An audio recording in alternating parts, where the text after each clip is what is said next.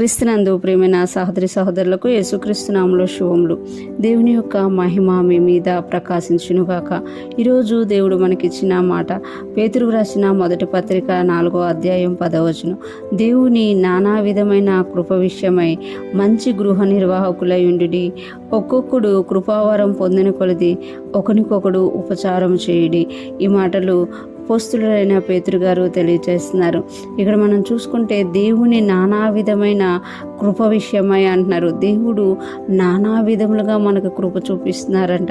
రక్షింపబడ్డానికే దేవుడు కృప చూపలేదు, మనం ఆత్మలో వర్తిల్లడానికే కృప చూపలేదు.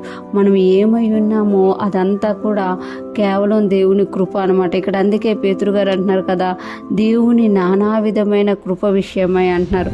అంటే మనం ఈరోజు ఇలాగలి ఉదయాన్నే లేచి ఫ్రెష్ మన్నా వింటున్నాము అంటే అది దేవుని కృప అనమాట. నానా విధమైన కృప విషయమై మనం ఎలా ఉండాలట, మంచి గృహ నిర్వాహకులై ఉండుడి అంటున్నారన్నమాట.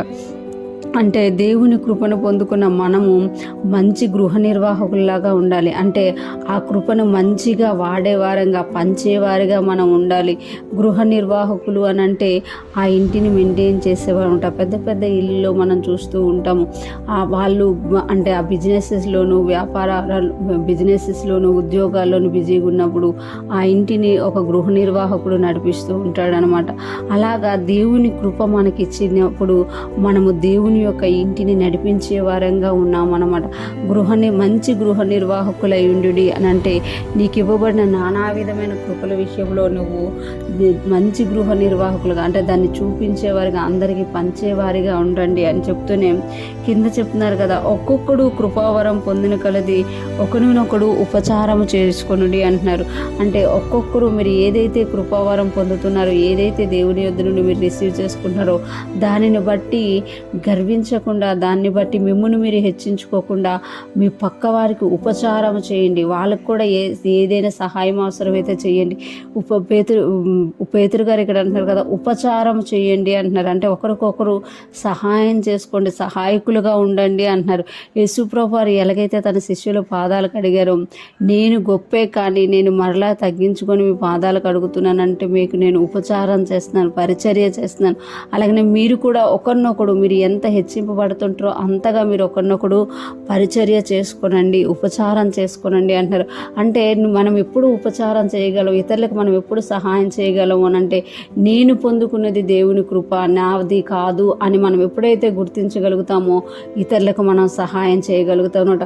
ఒకవేళ నా దగ్గర ఉన్నది నాది అనుకున్నప్పుడు అమ్మో ఇది పోతుందేమో అన్న భయం ఉంటుంది. అదే దేవుడి నుండి వచ్చినది అనుకున్నప్పుడు దేవుడు మరలా ఇస్తాడు కదా అన్న ధైర్యం కలుగుతుంది అనమాట.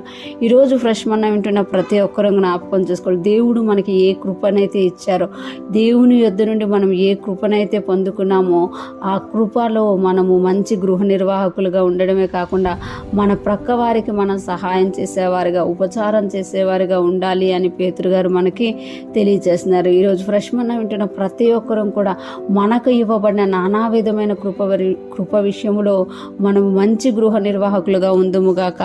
మన చుట్టూ ఉన్న వారి విషయంలో కూడా మనం మంచిగా ఉపచారం చేసేవారిగా, వారికి అవసరమైన దాని విషయంలో మనం వెళ్ళి నిలబడే వారముగా ఉంటూ దేవునికి మహిమకరంగాను అనేక మందికి ఆశీర్వాదకరంగాను ఉంటూ ముందుకు సాగిపోదుముగాక.